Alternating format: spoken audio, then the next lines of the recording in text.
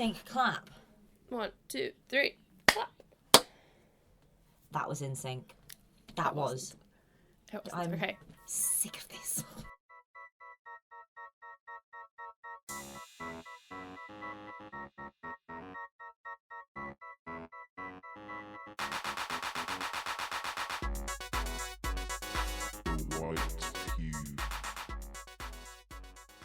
Hello and welcome to the latest episode of the White Pew podcast. My name is Gabrielle Della Puente. And I'm Zarina Mohammed. And we run a website called The White Pew. We've been doing it for 7 years now, as of next week, which is actually Crazy. weird.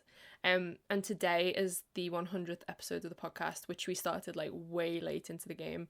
So today we're going to record a bit of like a chatty, something to put on in the background, something to, you know, put on while you're going around Tesco or whatever, like little chatty episode. Because we are recording an Ask Me Anything. Ask Us Anything. Hour.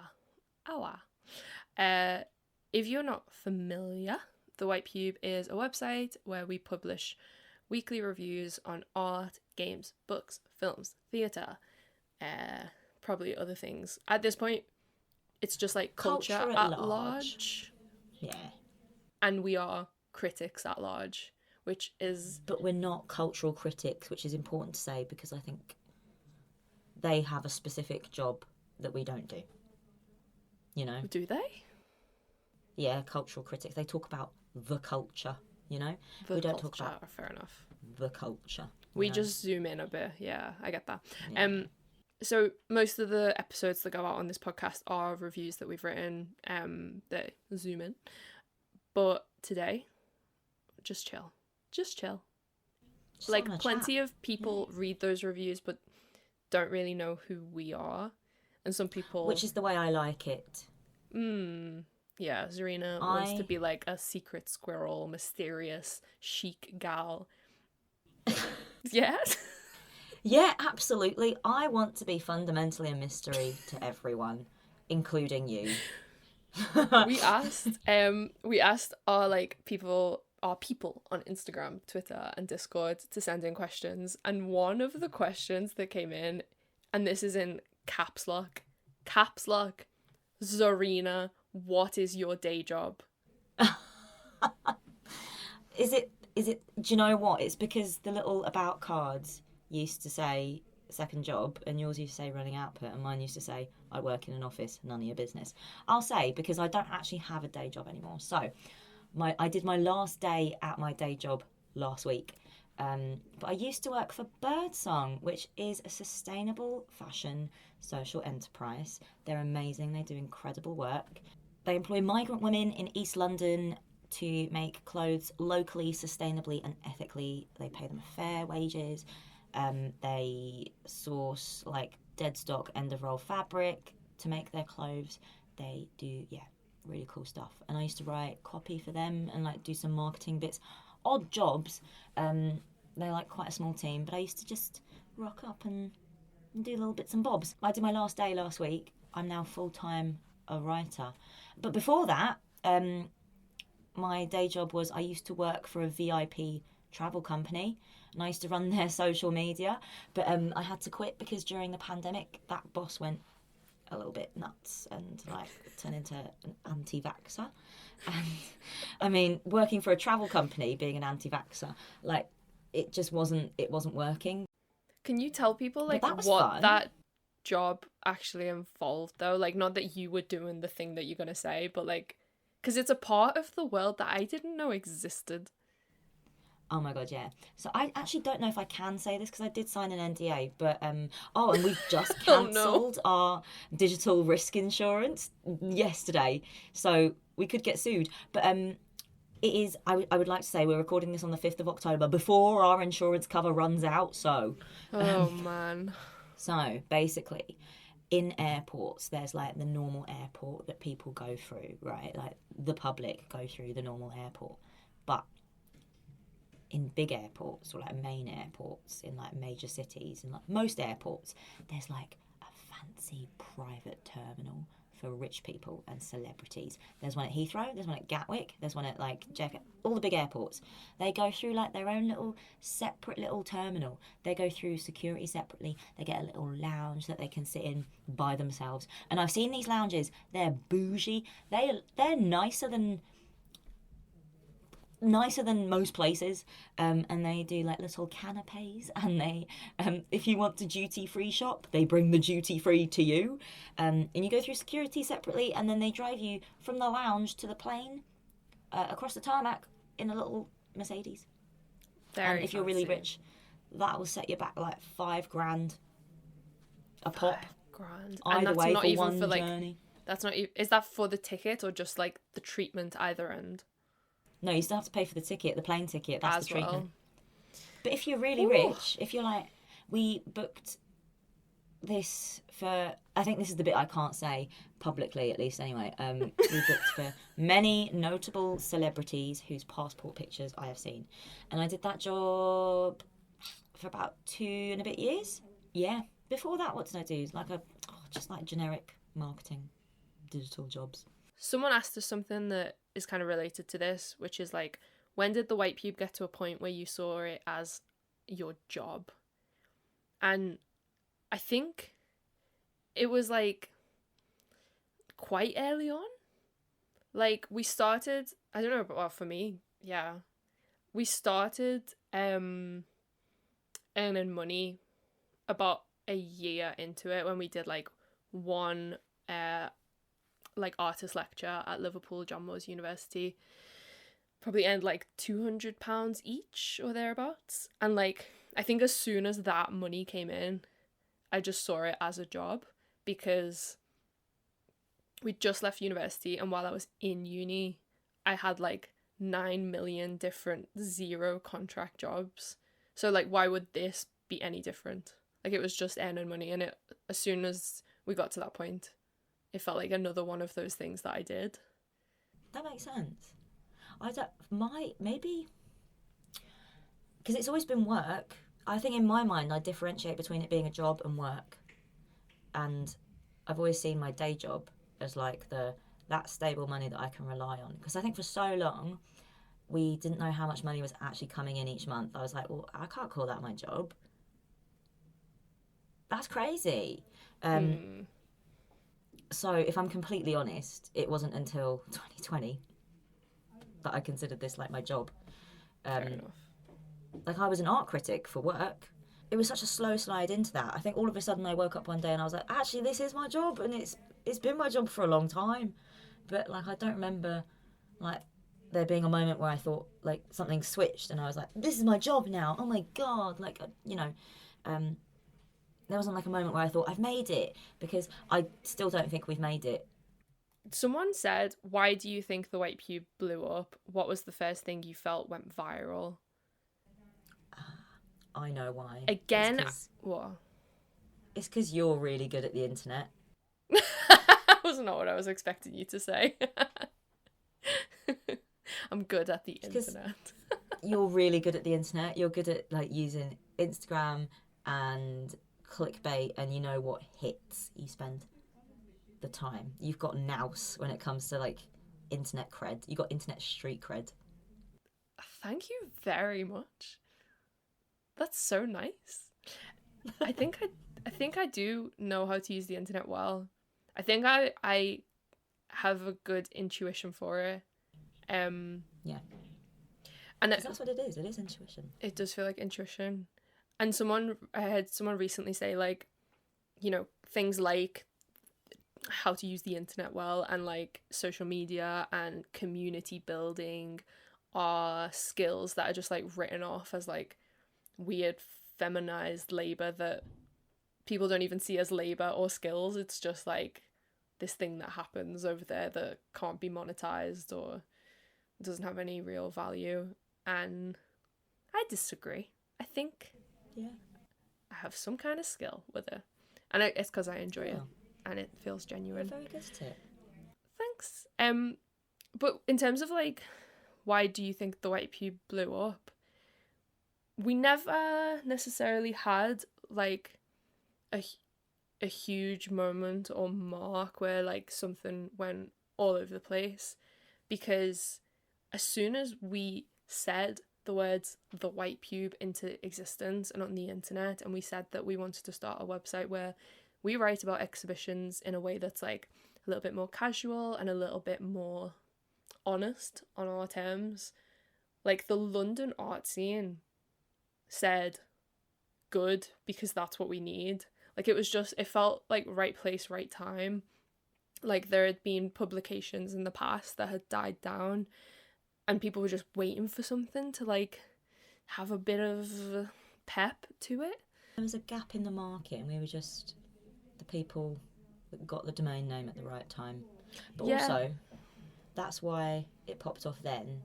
7 years on, we must be all right at this, you know? I mean, it popped off then because it felt like there was a need for it. So it was like a comfortable popping off. Like, you know, it wasn't a bang. It was like a nice pop. And then we got into our stride. I think we became better writers. I think the biggest moment for me, like, in terms of writing, felt like when a white girl's capable of making art that's not about themselves text, because in terms of numbers, that one was like 12,000 reads in 10 days. And then I just stopped checking the numbers because I was like, ooh, what the fuck? Maybe that's viral, because like when did 12,000 people read a piece of art criticism within 10 days? That doesn't seem normal. Well, I mean, think about it. When does art criticism go viral? The only example I can think of is Morgan Quaintance's New Conservatism essay on E-Flux. And I do think 2018, before that, the numbers jumped. And maybe that was like setting the ground up for the white girl art text to go viral. Like in 2018, we had quite a good year. There was like quite a good year. Not really, two things happened, but like it was a good year in the grand scheme of things, right? Like we were on Dazed 100 and The Guardian did a little feature on us. And so the numbers just tripled on Instagram.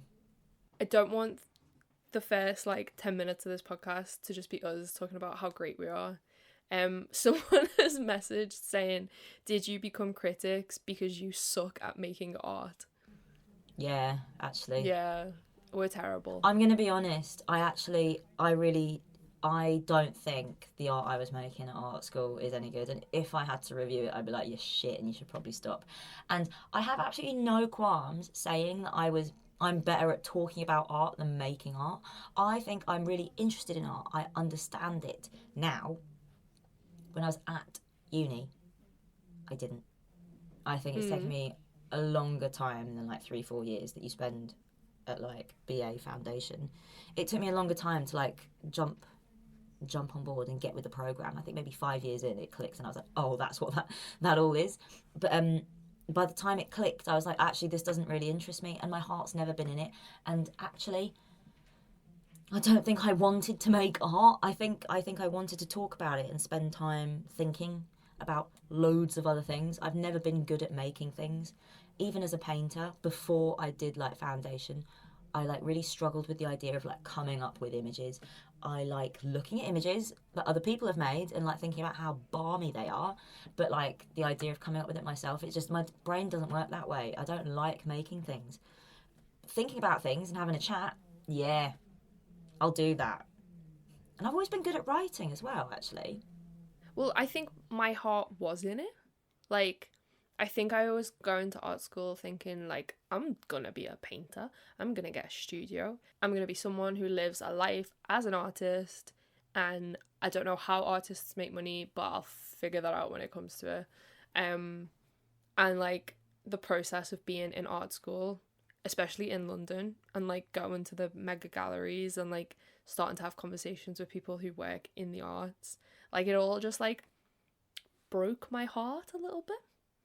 And especially conversations with tutors, which I still think about, like wow, if they'd have gone differently, maybe I would be in a different place now. Like, I was so into painting, and tutors were saying, I remember one tutor in particular was like, why are you so attached to this? Like, is it just because you can sell them and you can make a bit of money?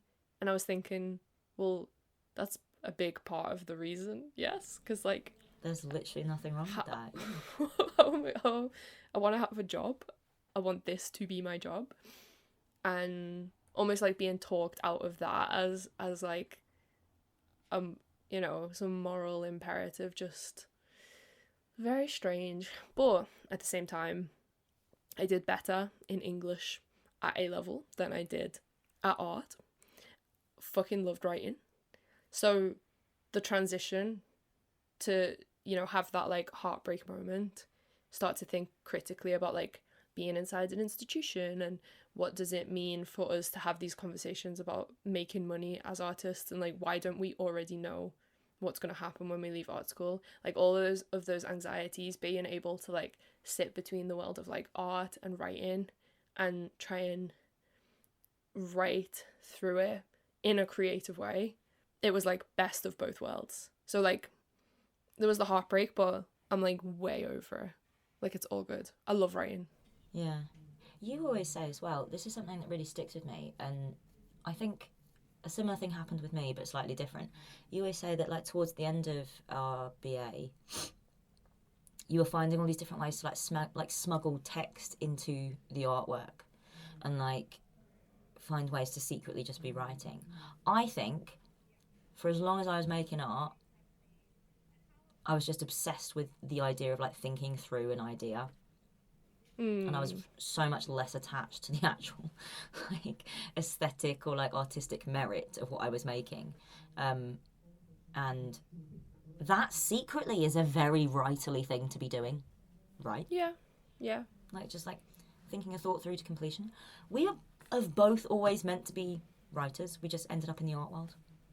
Yeah. By pure accident.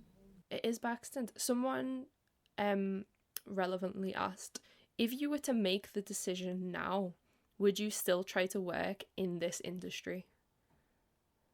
Yeah. Would you? Yeah, I think so. Because I think, do you know what? This is something I've really come to terms with recently, and I really had to like reckon with this. This year, I actually just really like art. I really like art. Like, I think it's great. It's what I spend my time doing most of the time. And like, yeah, it's work. It's all tax deductible. But I'm also enjoying myself. And if I wasn't being paid, if I wasn't being paid, I'd probably go to these places anyway. I'd want to see what was going on. I've always kind of resisted the idea of enjoying this. But I am enjoying myself. I'm having a lovely time because I enjoy art. I like it. I think it's great.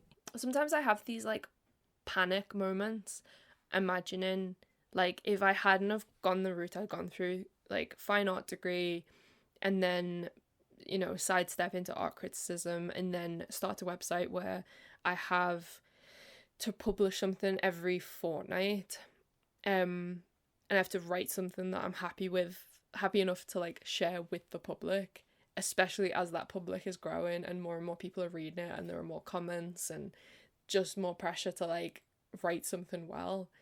I think like, would I have found a way to write anyway?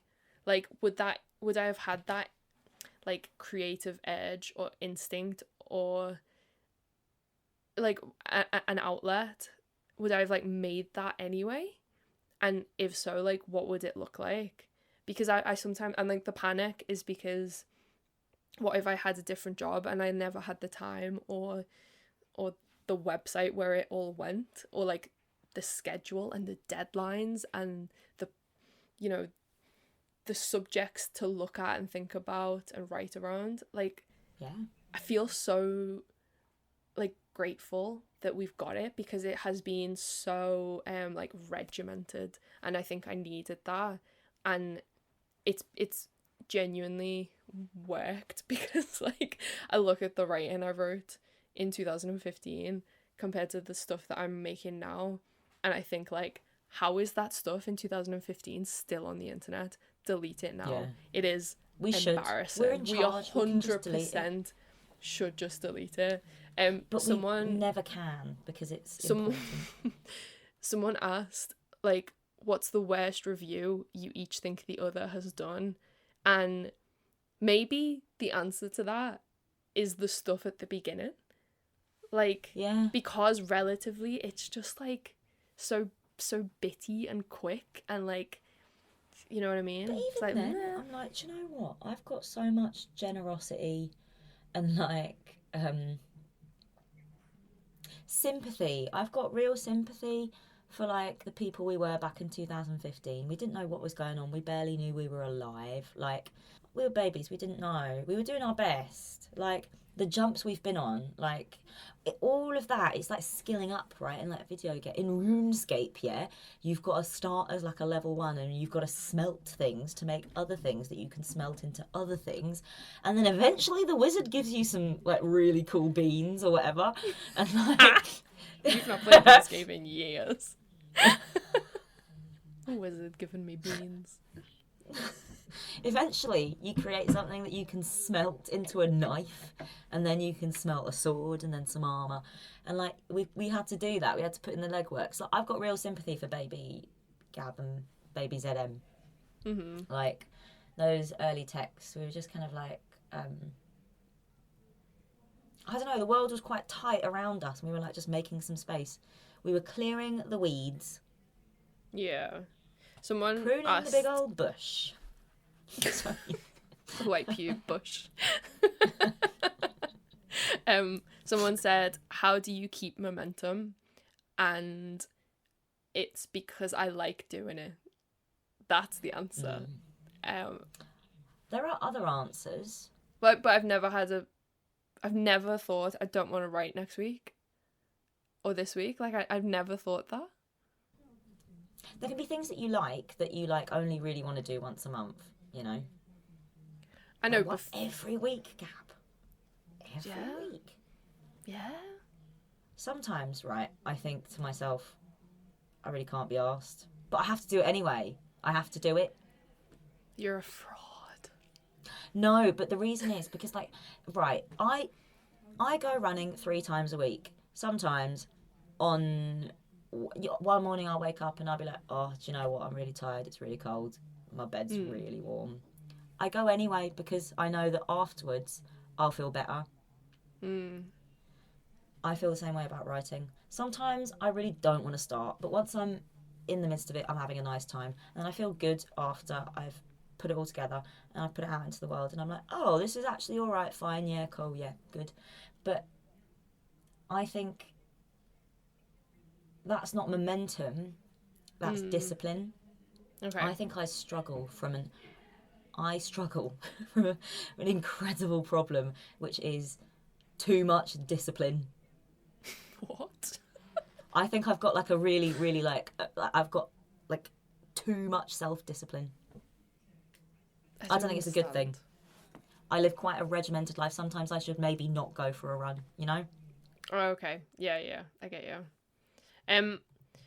Another anonymous person asked, would you consider yourselves the art Dan and Phil? No. And I'm glad that you're laughing because I've never watched a Dan and Phil video and I don't get the reference.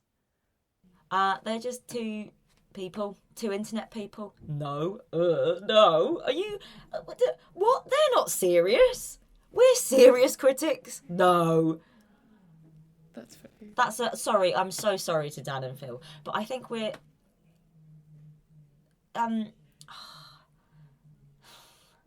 I don't like that. I'm so sorry to Dan and Phil. This has nothing to do with you, but that's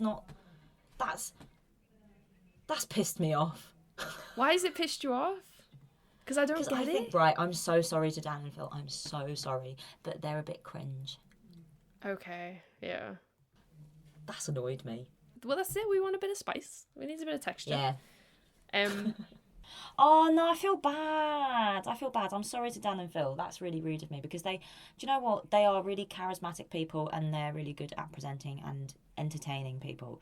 And that's not anything to be sniffed at. They're good at their job, right? And they do their own specific thing as content creators. But we're not content creators, we're art critics.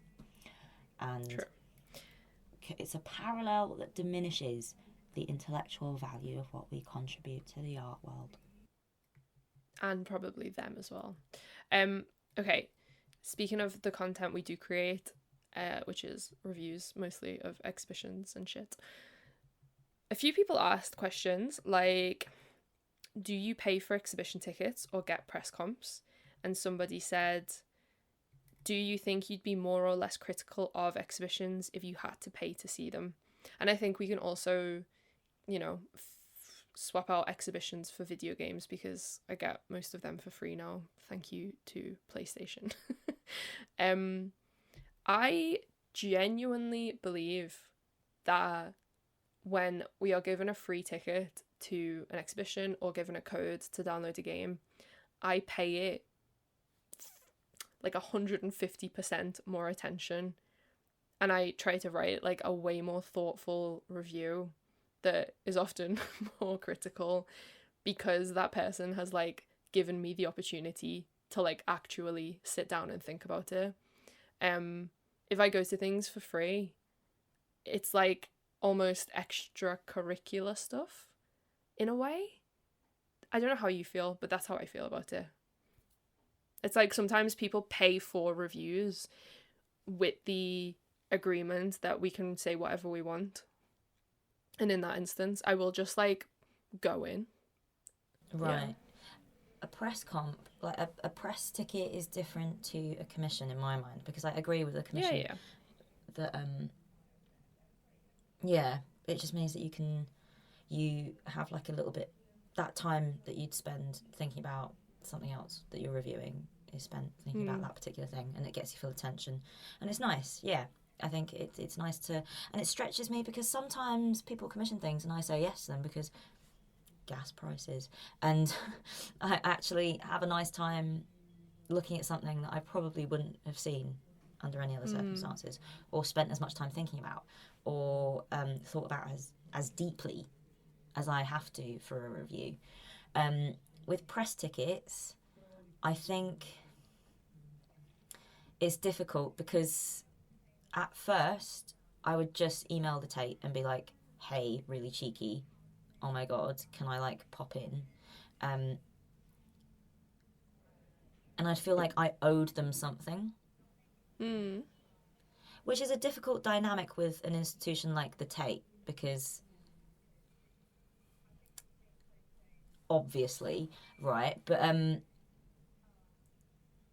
I don't think it makes me less critical when they comp a ticket. I think I need to be quite mindful that I remember how much the ticket actually costs.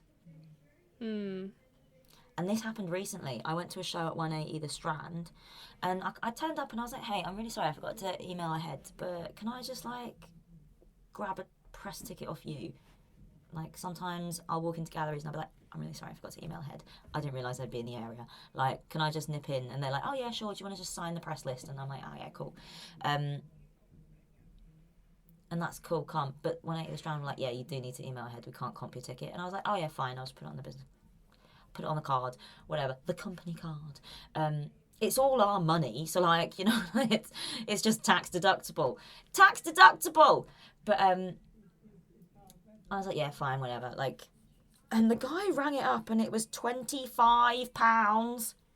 And I was like, this better blow my mind. This better knock my socks. This better change my life. I said to him, this better change my life. And he said, it is quite good. And I went in and I was like, my life hasn't been changed. I think because if I just emailed, I wouldn't have known it was £25.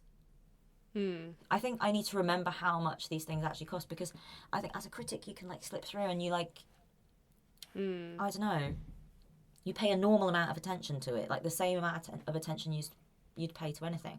I think it's like whether it's free or whether it's like a press comp, I just kind of like slide on through. I'm too busy looking at the art to notice the container sometimes. And I do need to be mindful of like how much these tickets cost. I should think about the equivalent for games then. Like games at the moment are like jumping up to 70 quid. And that's why like I do think about those prices all the time, and I think, okay, like people take me so seriously. We have influence, whether we want it or not. And I need to let people know whether I think it would be worth that money or not. Like, always. We both need to, like, bear that in mind. But also, I do fundamentally believe that all exhibitions should be free. I don't believe anyone should be paying £2. Like, as a fundamental rule, £1, 1p is too much. I think these things belong. Like, I think it's a public service. It's a public good, and the public deserve the right to access it for free. I don't think anyone should be charging anything for an exhibition. I really fundamentally disagree with it. I always have. Yeah. Like, whether I was a critic or not. Like, even before. I like the ICA's £1 entry, personally. Because it's so small that you sort of, like, enough people go in every day that, like the people aren't going to feel the £1, but that's going to add up for them to, like, put good shit on with it. It's like income.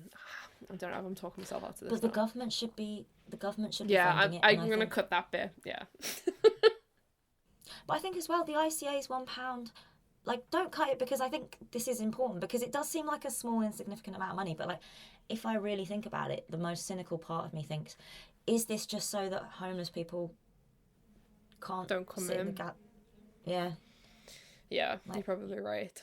Yeah. You've convinced me. Speaking of the moral conundrums we face as the white pube, a thoughtful follower sent a question in that says, what project have you undertaken that has felt closest to compromising your ethics or fully crossed that line? Do you worry whether balancing finances / professional growth might see you tempted to compromise more in the future? Brackets, no subtext. Curious, as it's a question I'm also asking myself. It's a good question. It's a very good question. You go first. I'm scared. Wait, what's your answer? No, do you know, I'll go first. I think Festival 2022, the Brexit Festival. Yeah, we had another question that just said, like, what was your experience of working with Unboxed Festival? Is that what they're called now? That's what they tried to rebrand as. Right. Yeah, working with them, I think from top to bottom was not an enjoyable experience, but the money that we received went a long way. So Theresa May, while Brexit shit was going through Parliament, said that £120 million was going to be put aside for, you know, a special festival of Britain that would celebrate, like, how good we were in spite of the European Union and without it, and blah, blah, blah. And straight away the media started to call it the Brexit Festival. Right. What I didn't understand at the time, and I kind of still really don't, is I get, that it was kind of like, how great is Britain? Woo! In the context of Brexit, terrible. But the original Festival of Great Britain was like a thing that happened under a pretty socialist Labour government. No? It was. It was like back in, like, I think it was the Attlee government, and it was like part of like a massive wave of like public spending on like culture and social infrastructure, and like it was like, I don't think the idea of like a Festival of Great Britain is a bad thing, because I think, and I know that this like perhaps like is in danger of, you might need to cut this. I know that this is perhaps in danger of turning into Keir Starmer's like progressive nationalism, but I don't think there's anything particularly bad in being like, I like the society we're in, or like parts of it, you know? Like, I like the culture that we have as a people, and like culture is good, and we're producing amazing things, and like we can all be people together, you know? That's nice. I think the problem is when the state edges into it, because the state is terrible, and like the structure of the state is shit. But like enormous public moments of like culture at large, that's a good thing.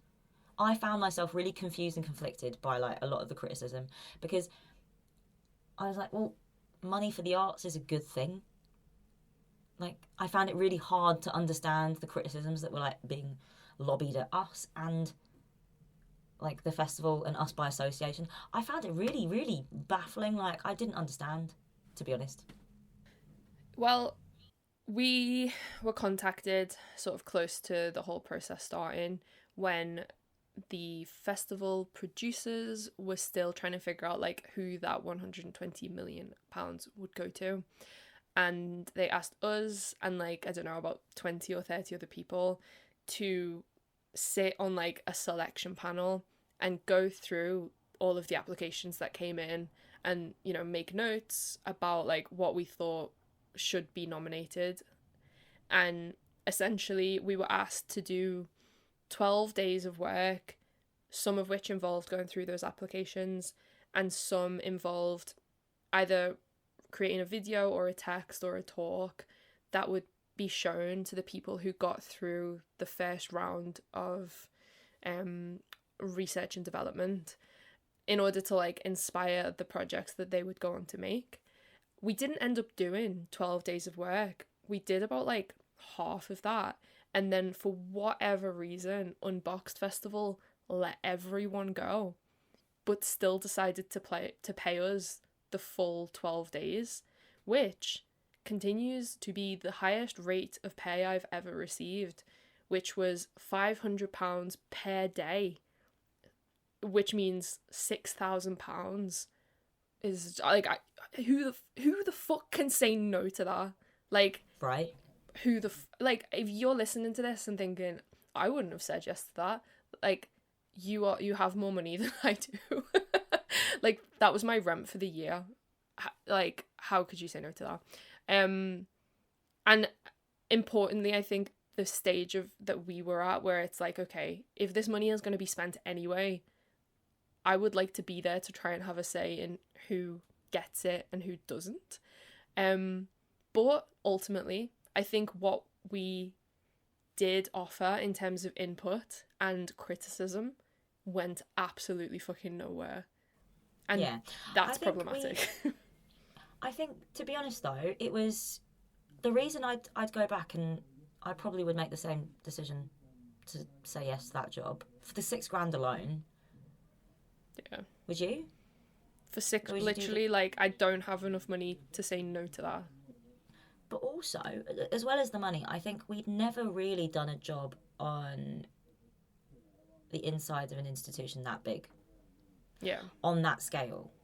That capital I institution, right, with that much money, we've never done a job on the inside so prolonged, not just in and out, like really getting to grips with the way these kind of structures work, right? And I think if there was any shadow of a doubt in my mind that there really is no way to change these structures from the inside, it doesn't, like, one person with like a half an ounce of like good intention on the inside of like an institution really can't do anything that touches the sides of the scale of the problem of, like, that exists within these places, right? If there was any shadow of doubt in my mind, it was worth us saying yes to that job just to really deep it, because I think about it, right? There was just so much that, like, just the way that they positioned themselves and like the way they implemented like really progressive liberal like HR policy, like personnel like language, right? To be like, and the way they like acted to be like, oh well, this is like community consultation, or like, well, not community consultation, but like consultation, like procurement, like we're paying you for this for the full 12 days. Oh, all the participants have been invited and they've been paid for their application, and like this, and like everything was like done with the veneer of progressive politics, but at its core, it was a deeply conservative thing. So I think it was really interesting just to see the way that that all works from the inside, because, I mean, neither of us have ever had a job in a gallery, like in the institution NPO, like on that scale. You ran Output, which is important to note, grassroots as fuck. Like it's we've never, unlike an artist-led space, you worked for a bit, but on that scale we've never really seen the insides and the way that moves. So I'd do it again just for that, because I think that was an education, to be honest. I think it was educational in the sense that I realized like these people have all of this money and all of this power and reach and literal organization, but nothing we say matters because we've just been hired to like what's the word, like just make them look good. Like, oh, the white pube are involved and all of these cool selectors are involved and they're all diverse and like all that bullshit. But ultimately, like, when you raise the issue that, oh, by the way, that person that has applied is racist, they were like, oh, well, we don't know what to do about that, so never mind. Their HR policy kind of broke, and I was like, well, we need you to take this seriously. And they were kind of like, okay, well, we will, but like, this is a serious allegation, and it'll be forwarded on. We'll deal with this. And he still ended up in the next round. No, did I? Yeah, am I misremembering that? I don't know. I don't think he got commissioned the project he was on, but also once it was like all over and done with, and like the things that were commissioned did go on to happen, I didn't really hear about any of them, like, organically. Like, you know, no one I knew was speaking about the festival. I didn't really see it in the news that much. It was, you know, every so often there'd be like a Brexit festival headline, but like the actual content that was put out, like I didn't see it spoken about anywhere. And that was kind of amazing. Shame.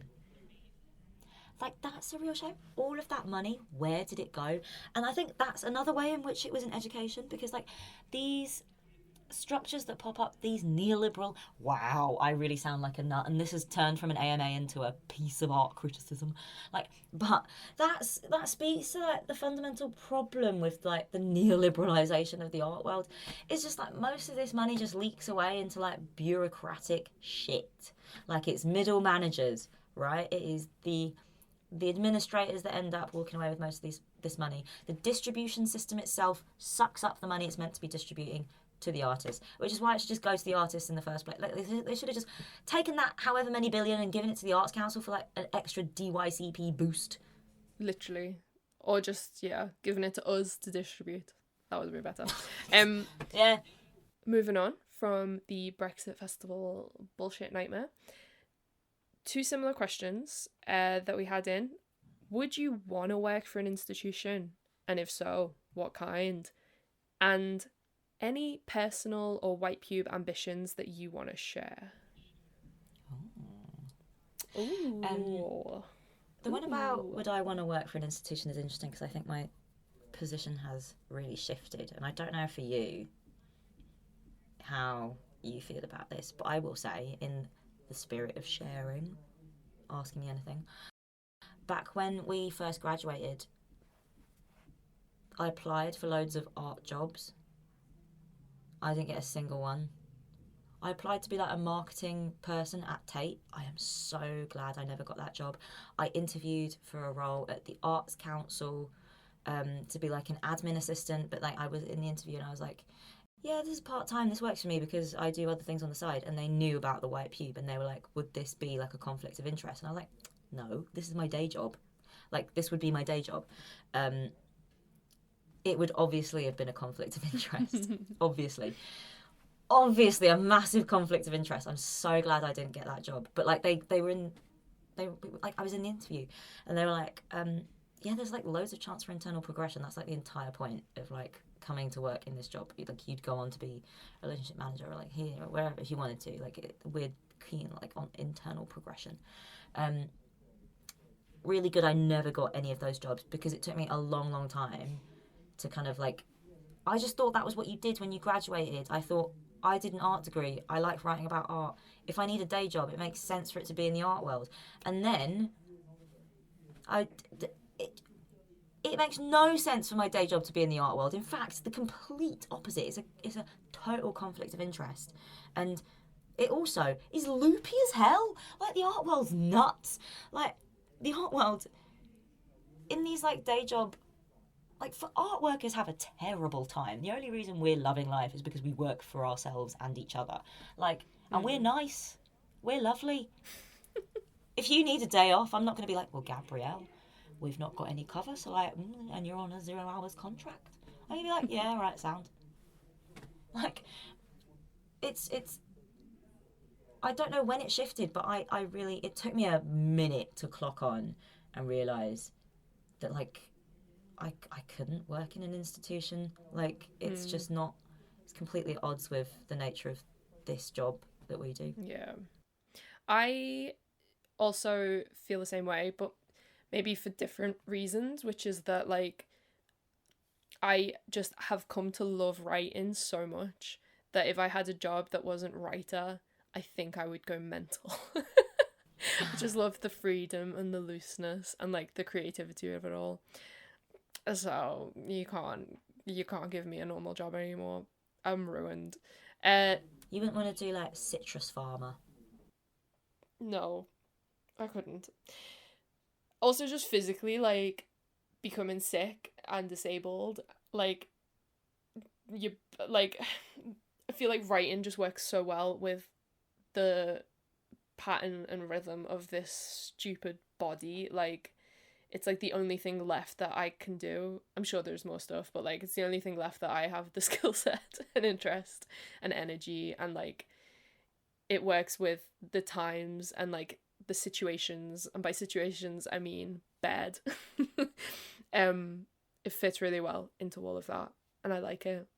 I was about to say, can I talk briefly about all the other jobs I think I'd be deeply well suited for? But that's a completely different question.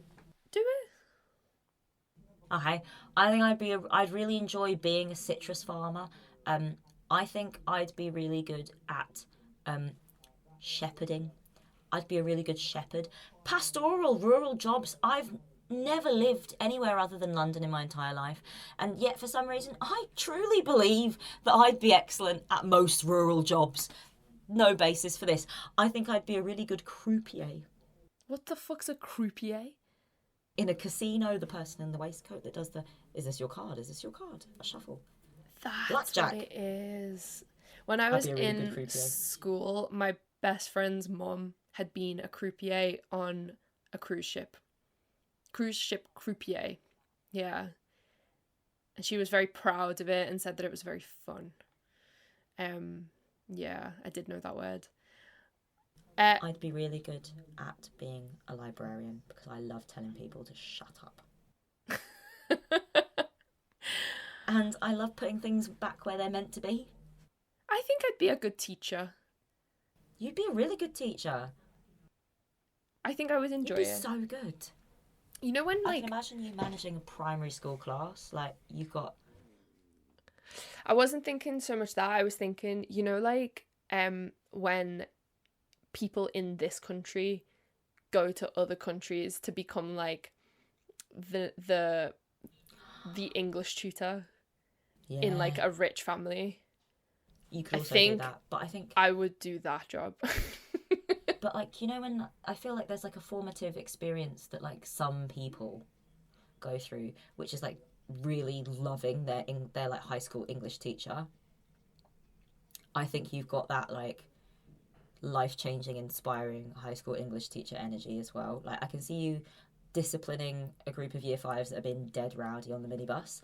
I can see you changing someone's life in year 11 as teaching them about literature, but it's actually not about literature that you're teaching them about life. I can also imagine you as, like, an English as a foreign language teacher in another country. Well, I love all of these ideas. I would do them all. When that person said, like, any personal or white pube ambitions you want to share, here's a question. Do you think you'll be doing this forever? Or will you have another era?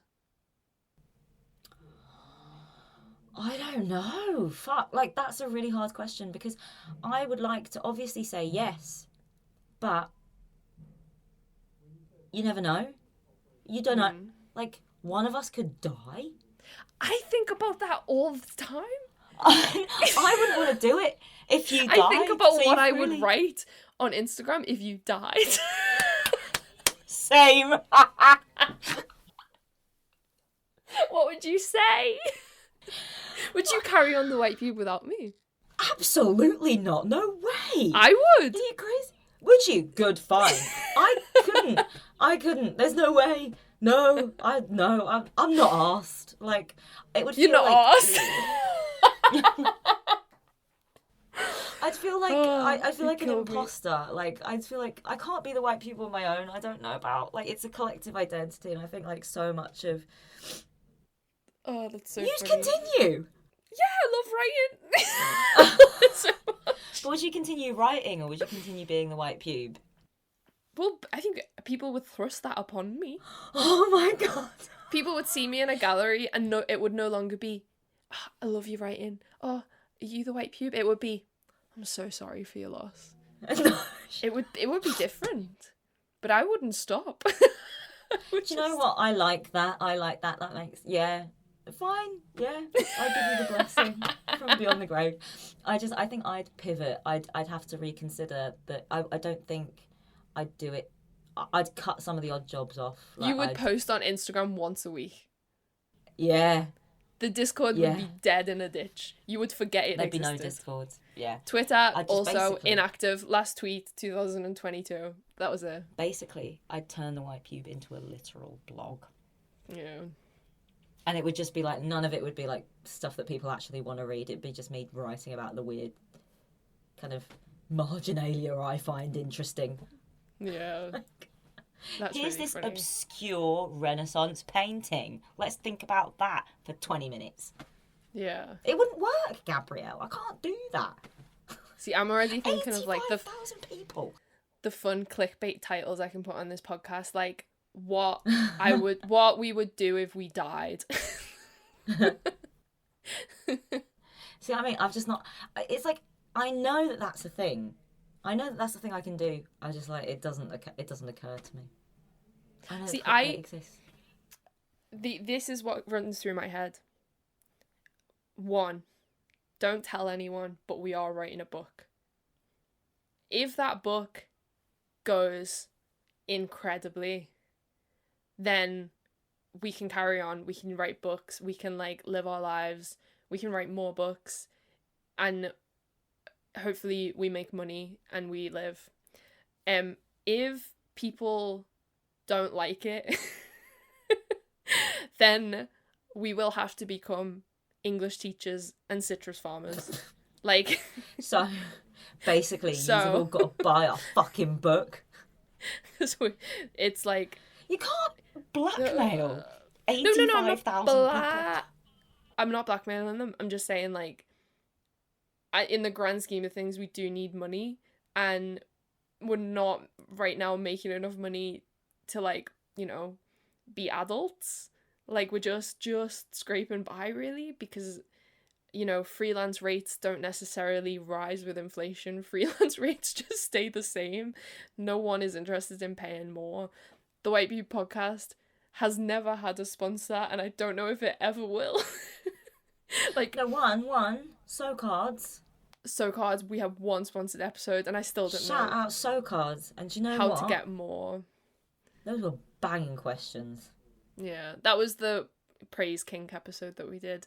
So, like, you know, we run a very unstable project where we are funded via Patreon. We do a bit of freelance writing, but we don't have sick pay and pensions and mortgages. Like, we're not quite at that, like, that level of being adults. Well, Yeah. I was thinking about this. What happens if I marry rich? Oh, well, then things change. But I would have to, like, somehow be in the agreement. I want a stipend. I have a second question then for the group. Go on. What would we do if Zarina married rich and embezzled her rich husband's money in the White Pube? Would you still run the White Pube if you were my live-in friend? So then, what if that happens, but then you did die? Would I still get the payments? I think then, actually, legally speaking, you'd be married to the rich man. Yeah. Someone messaged anonymously saying, "Gab, are you still engaged?" I am, but I don't need to be if this offer comes up.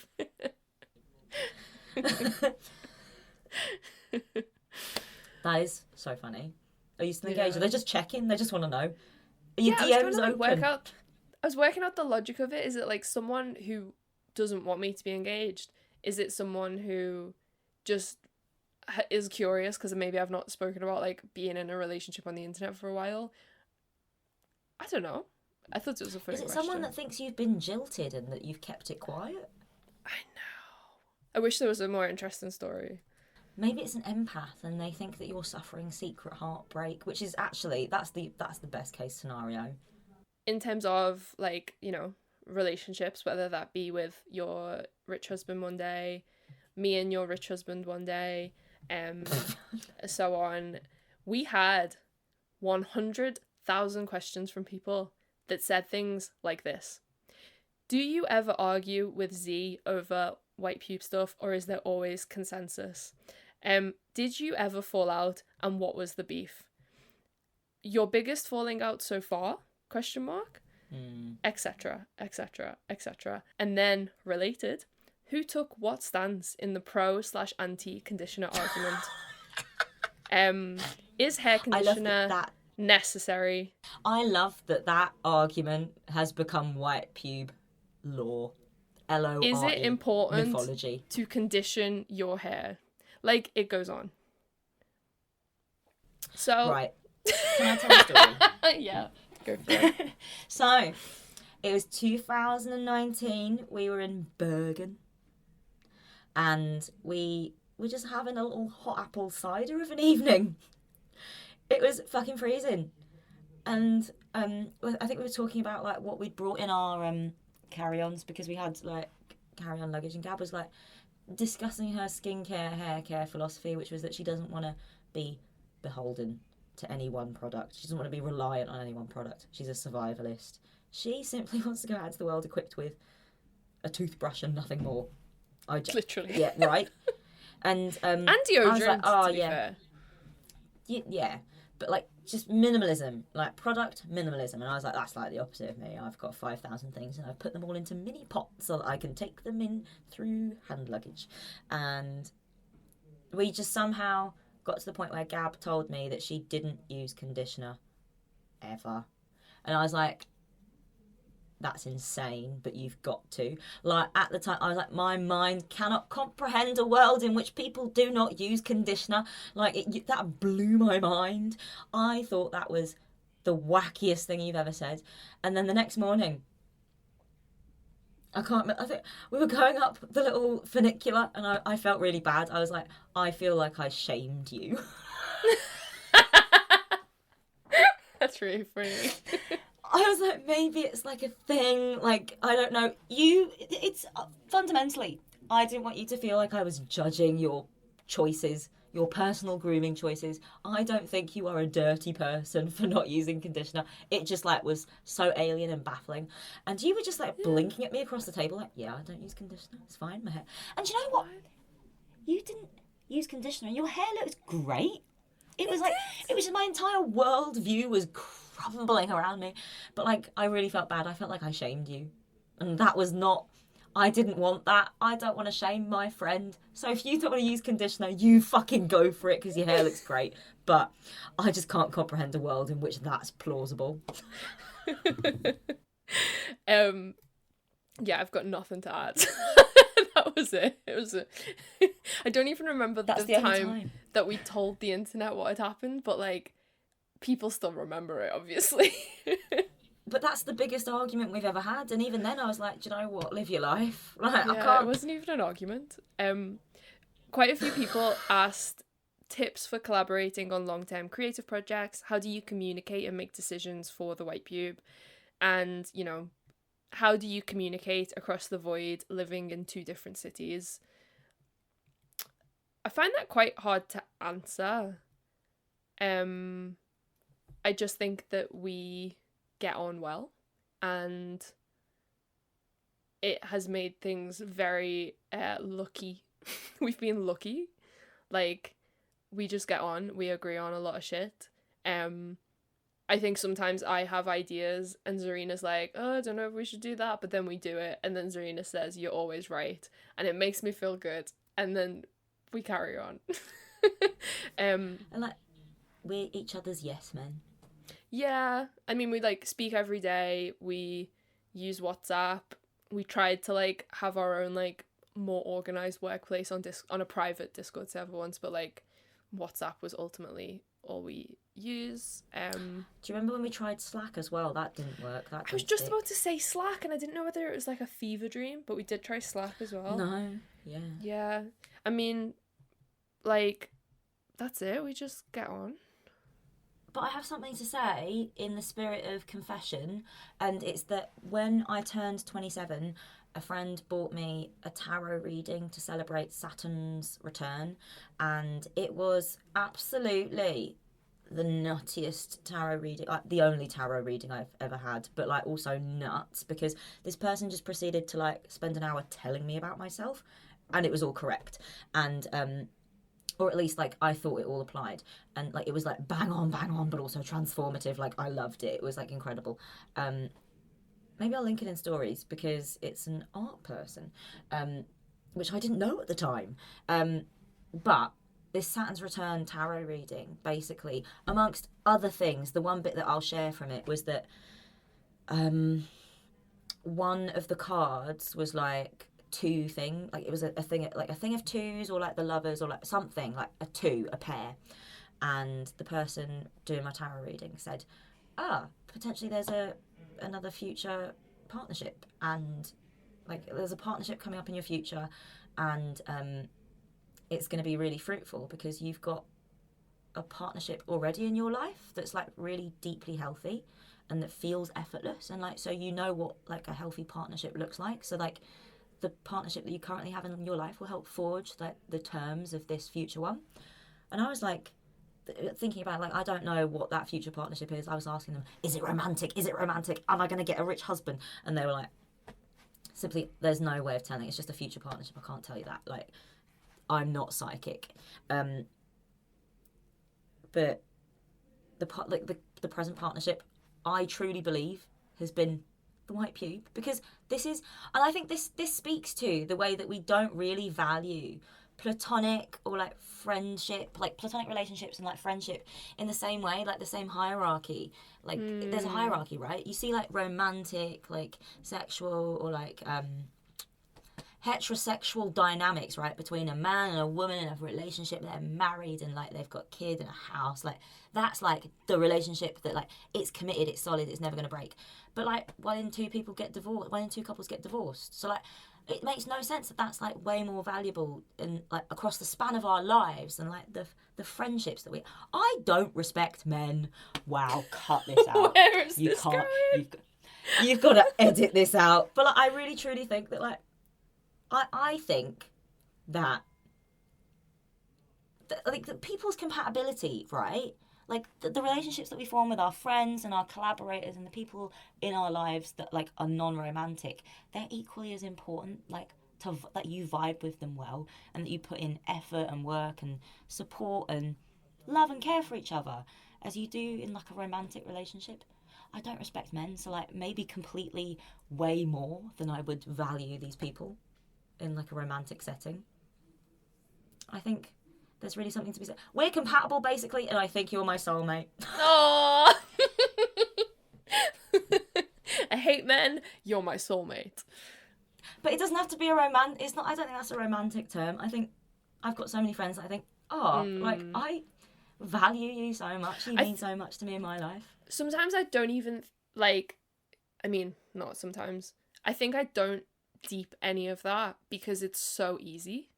Do you know what I mean? Like I just take it for granted because it's like this stable, continuous, like relationship that just happens and it works. So like when people send us 9 million messages like, have you ever fallen out? I'm like, no, we've not fallen out. And it's a joke that maybe we once did for like 2 minutes. It's like not even, it wasn't even a thing. Don't undermine it, because I went to bed that night and I really thought, I think I fucked up. Like, I really hope Gab's not sat there thinking, and Zarina shamed me. Shamed me. I was like, oh God. I felt really bad. It's fine. Basically, that was a long way to say that, like, it works, but like I think it works because we put in work to make it work, you know? In the same way that you would in any marriage. I literally disagree. I think it works because we don't need to work. Like, it just happens. We're very lucky. It just works. But it just works, but I think that is a kind of work. Someone sent in a Zarina related question that feels like it would be a good time to ask because it is relationship related. Fuck, marry, kill for Zarina. Laurie from Little Women, Timmy version. Okay. Mr. Darcy from Pride and Prejudice, Colin Firth, or Kill. Anthony from Bridgerton. Right. Kill Mr. Darcy. Fuck Timmy, Laurie. Marry Anthony. That's easy. Child's play. Why would I you knew kill off the Mr. bat. Darcy? I don't like Colin Firth. I don't trust him. He's got no expressions. And his version of Mr. Darcy is so repressed that it's actually not sexy. I don't get it. I don't get that. The only reason I like the BBC Pride and Prejudice is because it's just the book. Yeah. Anyway, moving on. What is Zarina's favourite flavour Elf bar? Cherry. Cherry. Zarina is always dressed fucking amazing. Can she give any intel on where she shops, please? How much detail should I go into? How much time we got? This is know. an hour long already. Fuck it, bumper episode. So, right, I don't actually buy that many clothes. I just have started buying clothes that I think I will wear lots. Basically, working in sustainable fashion for a bit really like made me clock on to how I buy things because I think I'll like them or I'll like the version. I think I can be that person that wears that thing. And actually I'm not. I've started just dressing for the body I have. And a lot of that is just buying things that I will be comfortable in. Like, I just fucking love sweatshirts. I want a really good sweatshirt that's not going to bobble. And the sweatshirt that's not going to bobble is probably from Uniqlo or from... And I know this isn't sustainable. I know that they're not, like, a great company. Nike do great sweatshirts that don't bobble. And it's a bit more than, like, a jumper and than, like, a sweatshirt just, like, off ASOS from, like, Bershka. And it's probably not as sustainable. But if I'm wearing it every day for, like, 5-6 years, that's the more sustainable choice, right? Wearing the things that you have and making sure that they last and that you're taking care of them. And so that's the way that I approach buying things. So I shop wherever I can get my hands on something that will last. And most of the time it's like sportswear and workwear. So like Carhartt. I have a Carhartt jacket that is so snug, so warm, looks as good as new. I've had it for ages. That's about it. Okay. All right. Those were the questions for me. Now I've got a question for you, and I'm asking the questions. Right? You're in the hot seat. Fuck, marry, kill for Gab. Caustic, Revenant, or Octane from Apex. I would kill Caustic. I would fuck Octane, and I would marry Revenant for the drama. Next. I have no idea who any of those people are. I love that though. What's on your to playlist? Ooh, so I just played Sable, and that's gonna be the next review. And I was like literally waiting to play that all year. But it's only available on like PC and Xbox, and I just cat sat for my cousin, and she's got an Xbox, so I was like, oh, finally played it. I've just downloaded Spiritfarer today, which is something people have literally been asking me to review for 2 years. Behind me on the shelf, there are like a stack of PlayStation games, and I remembered that was there yesterday, and that I'd bought Alan Wake, and I want to play that. And then like 2 bigger ones that I feel like I've been meaning to get to, but I just haven't. Are The Witcher 3 and Cyberpunk. The Witcher, feels a bit more motivated because like there's a TV show, and you know when you want to watch the TV show or something, but like yeah, I need to like read the book or whatever it is beforehand. I feel like I need to just get on and play it because I do want to watch the TV show. But yeah, that's it. That's it. All right. Are you enjoying cat mum life? And also, I've got a question. How do you feel about the term cat mum? It makes me cringe. Same. Yeah. I like having a cat. She was very intense and difficult for a while. Just because like she was so used to me being in bed, and then when I started to like do more stuff, I think she got a bit aggro because she couldn't just sit on me all day. But we've like made friends again recently, and I just bought her a really cool toy that I was inspired by when I was cat sitting last week, called a cat dancer, which is just like a bouncy piece of metal with like bits of cardboard on it, and she literally was like bouncing off the walls playing with it today, and it was very entertaining. I like having a cat. I think like I can't imagine having any other kind of animal. Like she's just the right energy. Very cute and like spooky Halloween vibe. Yeah. Nice. How have you managed being sick and being one half of the white pube?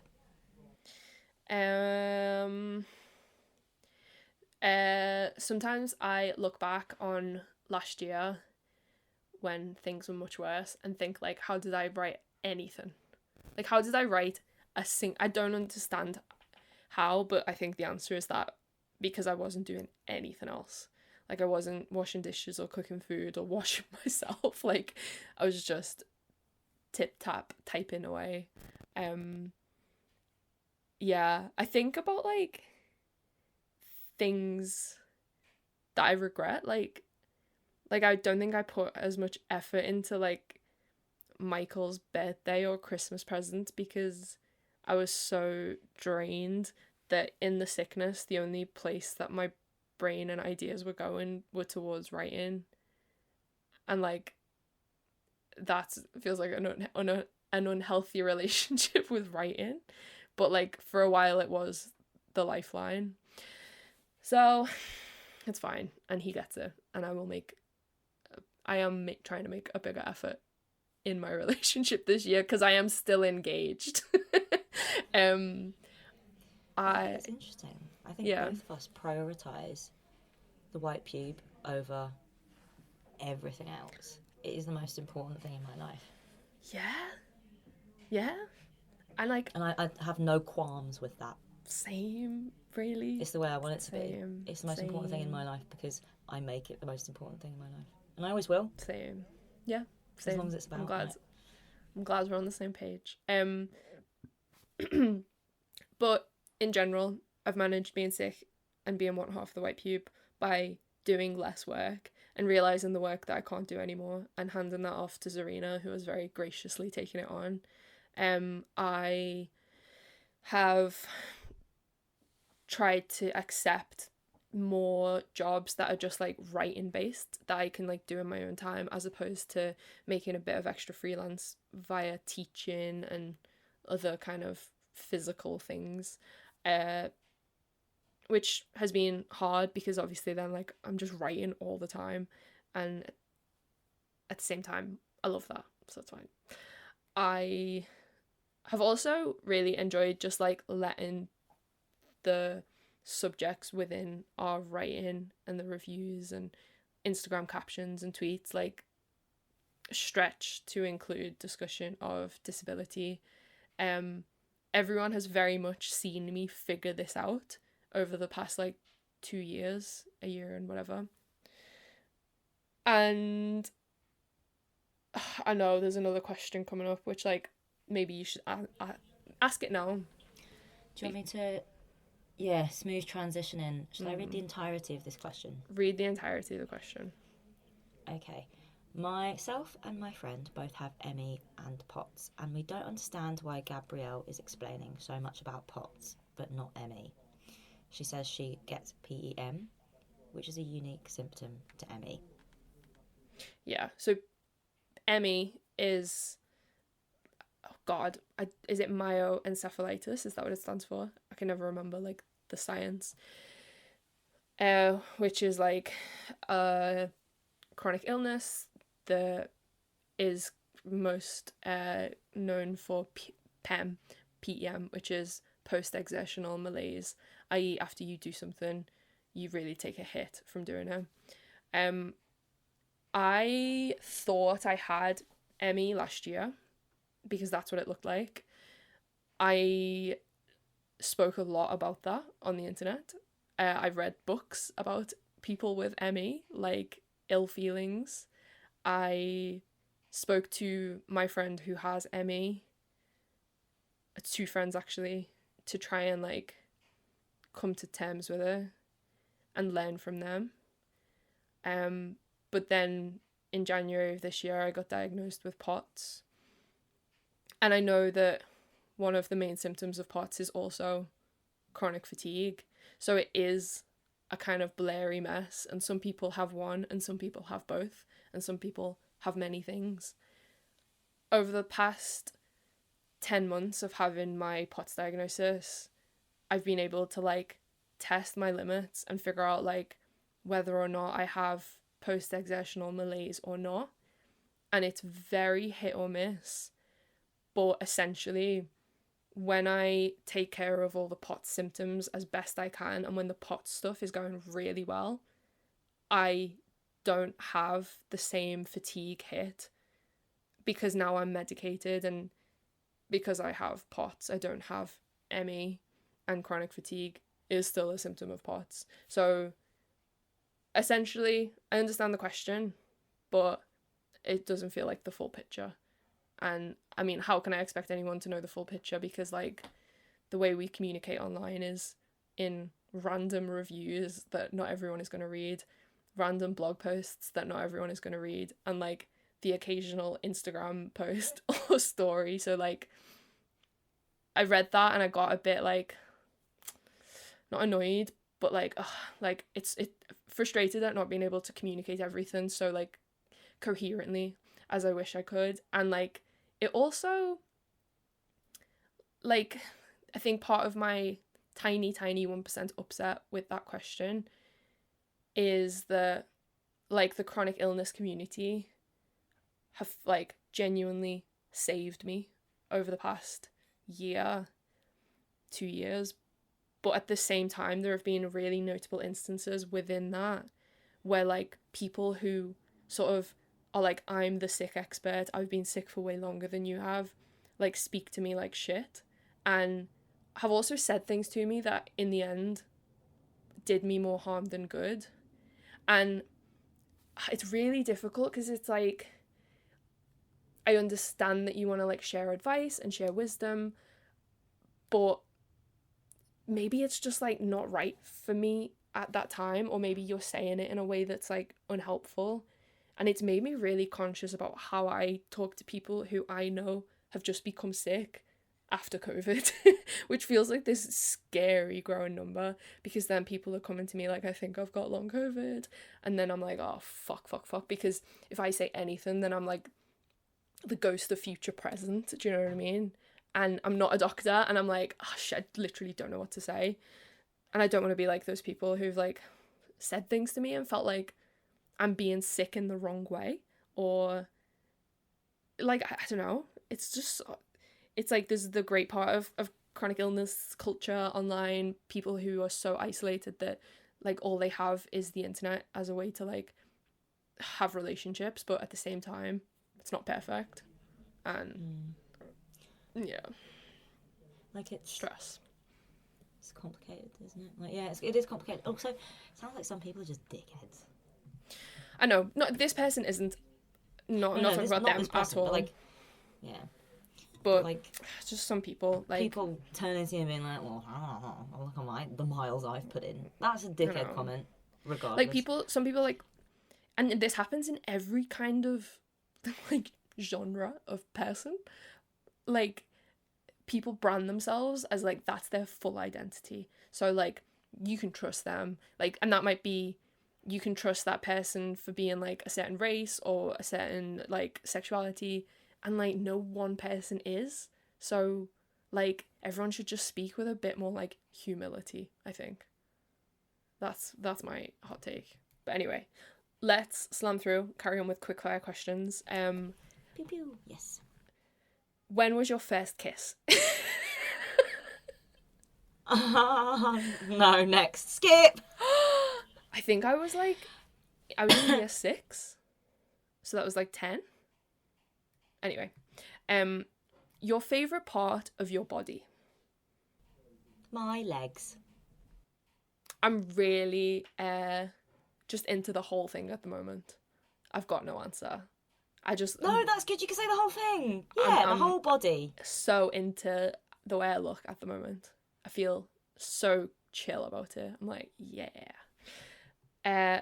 What time do you usually go to bed? It's a really funny question. 11, midnight, depends. I'm not a late night person. I'm a morning person. I'm currently going to bed about 5:30 a.m. I keep thinking about this. Like, I wouldn't believe me if I wasn't in my body, like, about what happens to me in terms of like my relationship with sleep. Essentially, since getting sick, I have way more energy in the nighttime, but apparently when it comes to September, I become nocturnal. So don't know what that's about, but it is almost to the date that has now happened 2 years in a row. And the difference, Really? like for real, That's circadian. the difference is that all summer I can wake up and I can get out of bed, but come someday in like the second week of September, I wake up and I can't stand up.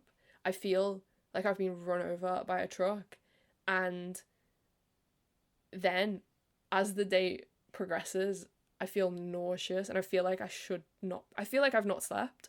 And then it comes to the evening and I start to like pick up a bit. And then it comes to midnight and I'm like, let's fucking go. Let's write the fucking book. Everyone, turn all the lights on, put the music on, let's go.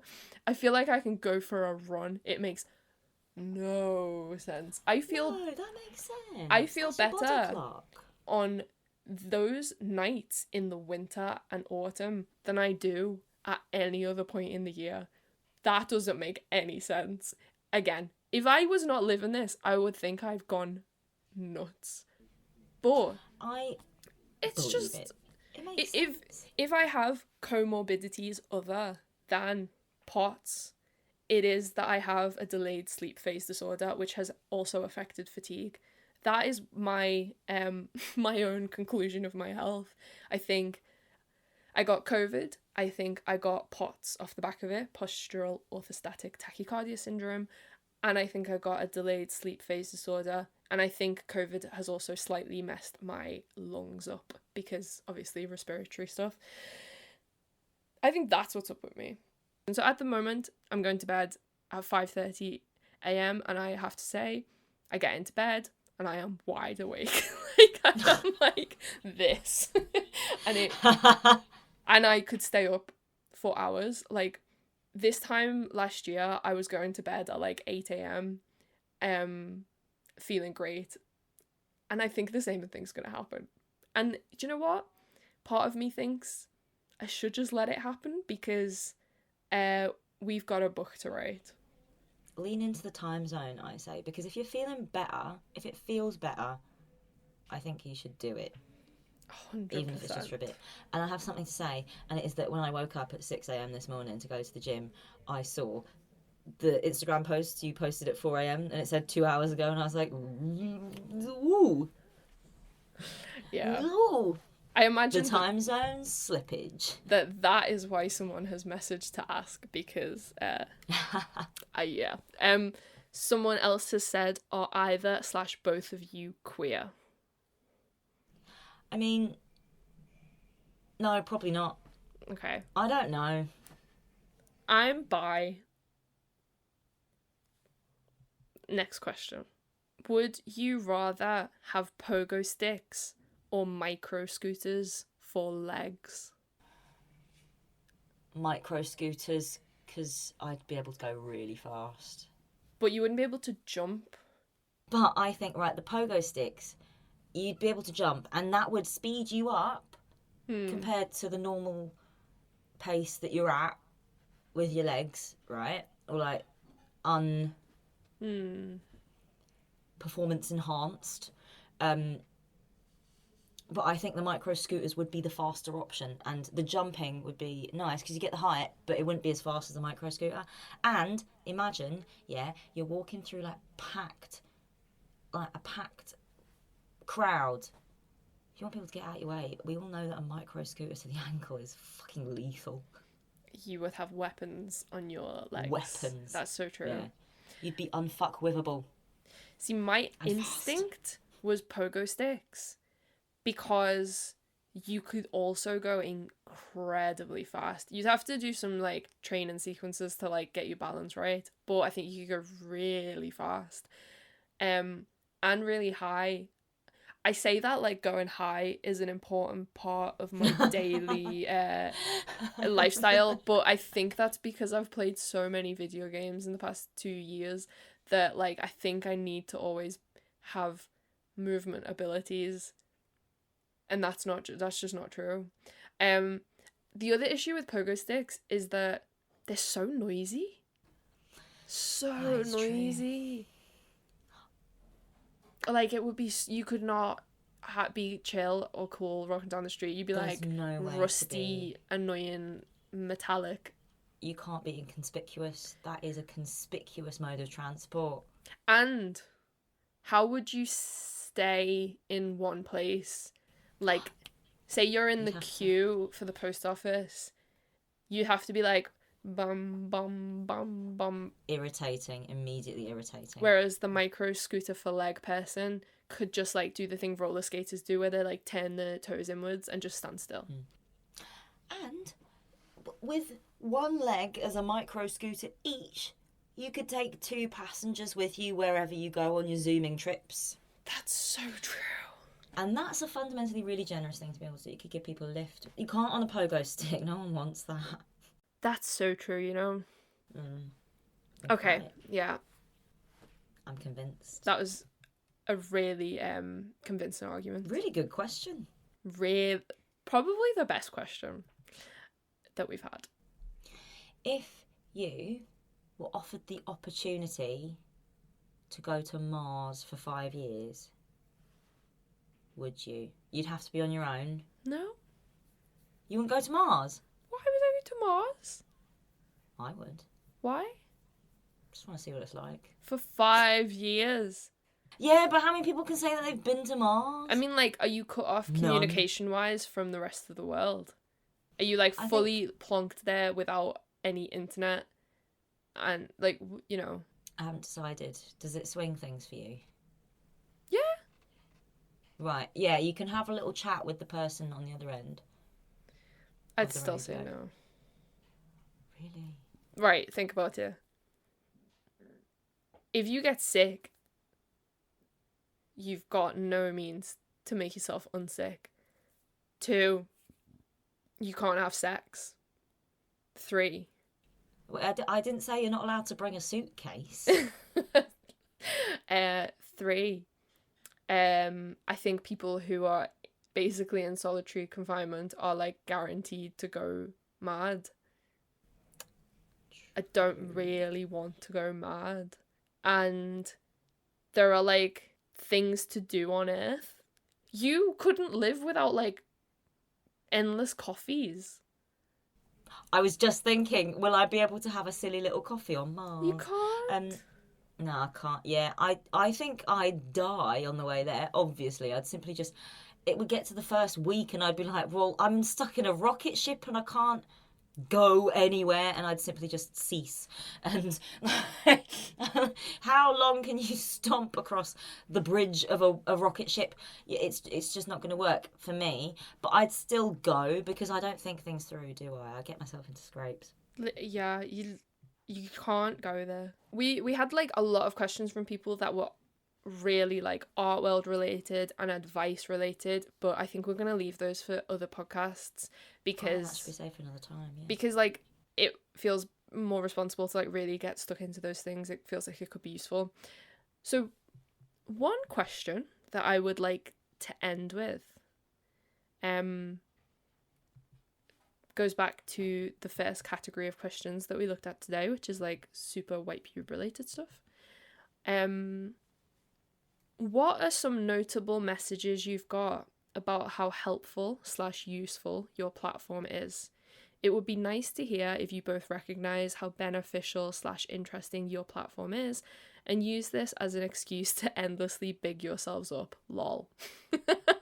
And like, I think, yeah, let's end with that, because I said we shouldn't just use this podcast to like gas ourselves up, but we've been doing this for 7 years and we've managed to make it our job, and it's something that makes us very happy, and I think it's something that makes other people happy too. And like, toot your own horn, yeah. Maybe it's nice to have a tiny party at the end of the podcast for the people who are still listening. If anyone is still 2 hours later, yeah. What are like the things that stand out for you that people have said? I've had a lot of responses individually from artists who said thank you so much for writing the review. Do you know what, actually? I'm not going to name the artist, but one artist said that the review I wrote of their exhibition was so like moving and meaningful that they listened to the audio version of it all the time, just at the bus stop, like just casually, and like, so, and I was like, that's crazy, and like I don't know how I feel about that, but because, I mean, not that I don't know how I feel about that, like I just don't, I don't know how to comprehend that. That's crazy to me, but I get, yeah, that's the bit that means the most to me, because I think I'm very specific in what I write about in terms of the shows and the artists that I'm paying attention to, and I think it is important that they're getting critical attention from someone who's not a middle-aged white man working in like a full-time job for like a staff writing position for like a broadsheet newspaper, getting like, you know, six-figure salary with a pension and like a 3-bed semi-detached house in Hampstead, you know, like it's important that like the artists I write about get the critical attention from someone who's a bit more normal. So that means a lot, and I think that is what I have in mind when I'm writing it. I don't know how to comprehend the other kinds of feedback we get when people are like, oh, like, I loved this. I'm like, you read it? What, like, that's baffling to me. The idea that anyone reads the things that we write. You, it makes sense. Me, I don't know why you'd be interested. I can't get my head around it. It bends my nut. Like, I find it crazy still. I don't really believe it. You're a very good writer. There's a reason that we have the jobs that we do. It's not all me. Who's that interested in art criticism, Gab? Like, who's like, I recognise that not only I'm a good writer, but like I'm not that good. You know, it's a niche interest. Like, there's that too. Yeah. Mine. By the way, I love the fact that this person listens to the podcast on the regular, like their own review. Like, that's just so. It's so nice that you can like give that to someone. I have a folder on my desktop called Nice People, and whenever someone makes like a little comment that feels special, or especially when people send emails in, I'll always screenshot them and put them in the Nice People folder, because, you know, like when musicians perform, at the end of it people clap and they can like visibly see that people receive the things that they do. On the White Pube, essentially what we've had for a long time is Google Analytics, and we've been able to see like the numbers of people who read the website and listen to the podcast, and they're pretty big. Like, it still for some reason is at like 30,000 visits a month, and that's like a good thing, but it's hard to know what that means or feels like, because we we just see a number and we don't like see much more than that because it's the internet. But, and you'll remember this, like the Fax Me Harder newsletter put out like a text just about like the White Pew podcast, and I've got a screenshot of it. So it says, I've been listening to the White Pubes podcast recently. Have you heard it? There's very few podcasts I'd describe as beautiful, but it's properly beautiful. I don't play any video games and I've never sought out game reviews, but Gabrielle de la Puente's readings of her game reviews are actual poetry. They're luscious with description, but not wanky in any way. Thoughtfully composed, casually spoken, engaging, but not like recently got a column at the New York Times engaging. Also, hearing a Scouse accent on a podcast is blessed relief. I listen to Gab's softly harsh or harshly soft lilt, and I allow myself to sink into her descriptions, which incidentally feel like the only bit that I do like of a game where you're walking down a wooded route in the first bit and nothing bad has happened or can happen yet. Like, and then it goes on, and it's just like, oh my god, because that's a really good review. It's a really nice review, but it's so like affirming that people read the texts that we write no matter what we write them about. Like, that is so nice, because it means like people just enjoy the actual craft of the writing. Literally sometimes does not matter whether I'm writing about Red Dead Redemption or like a Liverpool biennial festival institutional critique. Like, people just want to read the writing. That is like the biggest review that I could get, I think. That's so nice. I can't bend my head around that, though. That doesn't make any sense to me. It's so nice. I don't understand how that... Does that actually happen? Do people actually do that? I'm not being funny. I'm really not being funny. But do people actually... I know... Yeah, they do. I know that... Because there's different categories of people being nice, isn't it? It's like, oh, I really enjoyed this. And then there's, I really enjoyed this because... And then there's, I really enjoyed this even though this isn't something I usually enjoy. And then there's the people who are like, often get in touch with the White Pube to say like, you know, I used to hate going to exhibitions, and because of you, I feel like more empowered to go to them.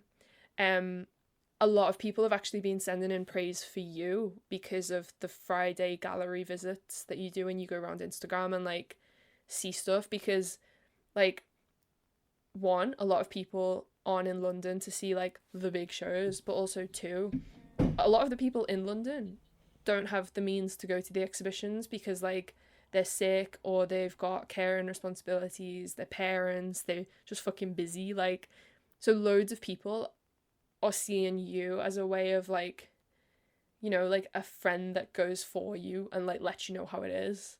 And that's so nice. And like the messages that we get about those gallery visits are like, oh, like I'm glad that we've got these different avenues of writing, but also like showing and sharing. That feels really nice to be able to do, and that does feel really special. Yeah. Oh, I don't want to like sound like I'm being obtuse, but it really feels like something I cannot get my head around. That like I'm not being obtuse. I really just do not understand that people read what we write. Care. Still. After 7 years. To read. After 7 years, I don't get it. I really don't get it. And I'm like, I don't understand when it's going to click. And I don't think this is a good thing. I don't think this is me being like #fake humble. It just doesn't make sense. Like, I've just not... That might be why I'm scared that no one will buy the book, because like sometimes I forget that any of these people are real. There's a Twitch streamer that I really like called His Watson, and every so often you'll see like, you know, he's got like 10,000 viewers every day now, but you'll just see comments sometimes that are copy and pasted from people saying like, hi Watson, like I'm really sorry to break it to you, but like I'm actually your only viewer. I've made all these Twitch accounts so that it seems like you've got a bigger audience, but it's just me. And like I feel like that's the same with the White Pube sometimes. Like 30,000 people, that's bullshit. That's a bot. You've made bots. You've got bots visiting the White Pube and like refreshing the page, because that's not real. Did you not see my face when you said the number? I haven't heard the number. Yeah. I didn't know that number. It's just been consistently 30,000 for like the last 4 years. It's so weird. I'm conscious of the time. And also the fact that the Zoom clock is... That's what I mean. Yeah. We've got 1 minute, 48 seconds to wrap this up. Thank you for listening. If you enjoyed this episode, please share, or, you know, I don't know. If you want to support the White Pube, please maybe consider donating on PayPal or Ko-fi, or becoming a regular subscriber on Patreon. We have a Discord server that you can join if you do any one of those things. We're on Twitter and Instagram and the website. But ultimately, thank you so much for being one of the 30,000 people, and for keeping us in business, and for reading our things, and for taking the time to send in messages that make us feel like we are good at something. Absolutely. Thank you. Thank you. It's very emotional. Really emotional. Can't comprehend it. You're the only one, though. You listening. You're the only person who listens. Thanks so much. Thank you to our one reader, you. Our one Patreon person. Okay, it's gonna boot us in a minute. Let's go. Okay. I love Bye-bye. you. Goodbye. Bye-bye.